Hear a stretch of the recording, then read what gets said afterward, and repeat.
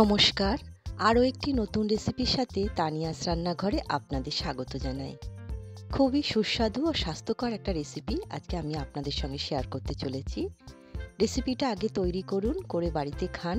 তৈরি করে যদি আপনাদের ভালো লাগে তবেই আমাকে কমেন্টে জানাবেন আপনাদের কেমন লেগেছে। অবশ্যই একবার ট্রাই করে দেখতে পারেন, খুব সুন্দর একটা রেসিপি।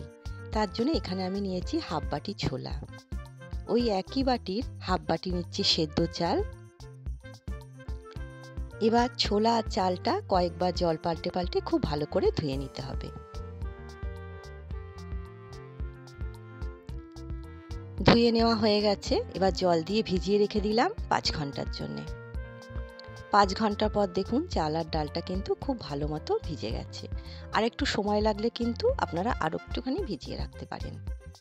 5 ঘন্টা আমার সময় লেগেছে। এবার আমি জলটা পুরোটাই ফেলে দিচ্ছি। এর মধ্যে আমি 3টে কাঁচা লঙ্কা, আদা দিলাম 4 টুকরো, 2 কোয়া রসুন, কিছু ধনেপাতা দিচ্ছি আর দেবো 1 চামচ জিরে। ঝালটা আপনারা আপনাদের স্বাদ বুঝে ব্যবহার করবেন। এবার একটা মিক্সিং জারের মধ্যে সমস্ত কিছু আমি নিয়ে নিচ্ছি।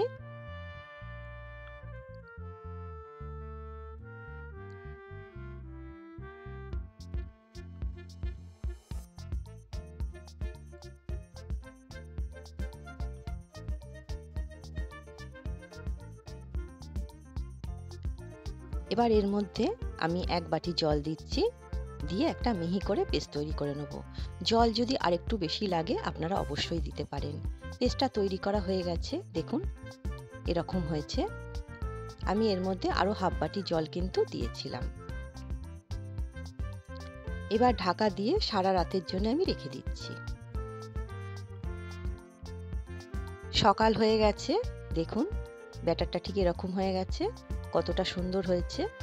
এই ব্যাটারটা দিয়ে কিন্তু এই ধোসাটা খুব ভালো মতো তৈরি হবে। ব্যাটার যদি ভালো হয় না, তাহলে কিন্তু ধোসা বা ইডলি খুব সুন্দর তৈরি হয় আর খেতেও কিন্তু বেশ ভালো লাগে। দেখুন কতটা সুন্দর হয়েছে। এবার আমি এর মধ্যে স্বাদ অনুসারে নুন দিচ্ছি আর হাফ বাটির একটুখানি কম জল দিলাম, দিয়ে খুব ভালো করে ফেটিয়ে নিতে হবে। খুব বেশি জল ব্যবহার করবেন না। ধোসাটা যদি একটু মুচমুচে করতে চান তাহলে একটু জলটা বেশি দেবেন, তাহলে কিন্তু ধোসাটা বেশি মুচমুচে হবে একটু পাতলা হলে। আমি কিন্তু ঠিক সেরকম টাইপের ধোসা করব না বলে আমি ব্যাটারটা ঠিক এরকম রাখলাম।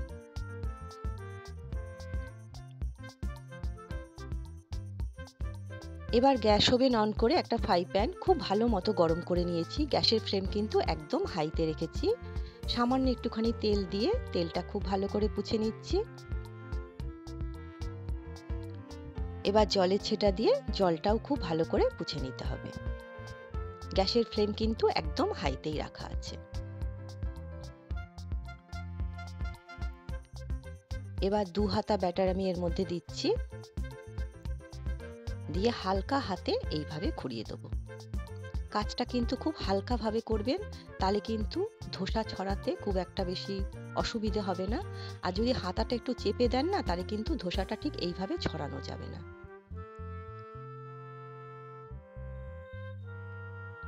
ওপরটা যখন এরকমভাবে শুকনো হয়ে এলো, তখন একটু তেল দিচ্ছি, মাঝখানে একটু দিলাম, চারিদিক থেকেও একটুখানি তেল দিচ্ছি। আপনারা চাইলে কিন্তু বাটার দিয়েও করতে পারেন। গ্যাসের ফ্লেম কিন্তু একদম হাইতে এখনো আছে। একটা খুন্তির সাহায্যে এইভাবে চারিদিকে তেলটা ছড়িয়ে দিতে হবে। এবার যখন এরকম রং ধরে এসছে, এই পর্যায়ে আমি গ্যাসের ফ্লেমটা কিন্তু একদম লোতে করে দিলাম।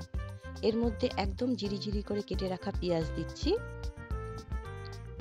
টমেটো দিচ্ছি, কাঁচা লঙ্কা, সামান্য একটুখানি নুন দিচ্ছি,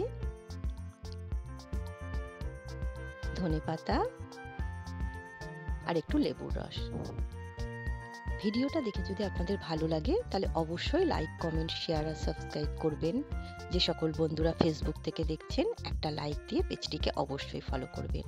যারা পেঁয়াজ রসুন খান না তারা কিন্তু পেঁয়াজ আর রসুনটা বাদ দিয়েও এটা তৈরি করতে পারেন, তাহলেও কিন্তু খেতে বেশ ভালো লাগবে। আর এই রেসিপিটা এতটাই সুন্দর, অবশ্যই একবার বাড়িতে ট্রাই করুন, আশা করছি আপনাদের ভালো লাগবে। এর সঙ্গে কিন্তু কোনো চাটনির প্রয়োজন পড়বে না, তবু আমি দুরকম চাটনি দিয়ে কিন্তু দেখিয়েছি। এই চাটনির রেসিপি আজকে আমি দেখালাম না, এই রেসিপিগুলো আমার অনেকবার দেখানো আছে, আপনারা চাইলে আমার চ্যানেলে দেয়া আছে, দেখে নিতে পারেন।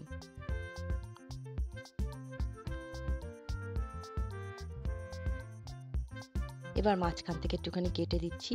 খুব সুন্দর একটা রেসিপি, খেতে কিন্তু দুর্দান্ত হয়েছিল।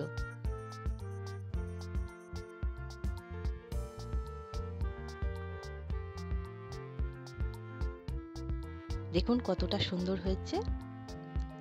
আজ তবে এই পর্যন্তই, দেখা হবে পরের একটি নতুন রেসিপির সাথে। সবাই সুস্থ থাকবেন, ভালো থাকবেন।